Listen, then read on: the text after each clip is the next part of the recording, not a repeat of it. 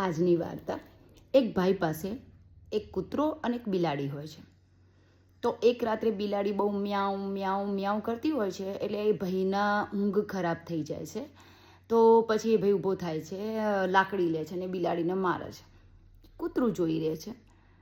તો પછી એને ખબર પડી જાય છે કે ભાઈ ગમે તે થાય કંઈ બોલવાનું નહીં.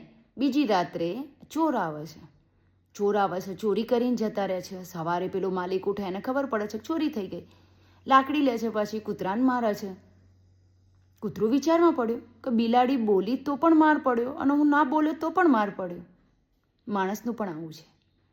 કયા સમયે ક્યારે શું બોલવું જોઈએ માણસને ખબર પડી જાય તો આપણા જીવનની લગભગ 80% તકલીફો દૂર થઈ જાય છે.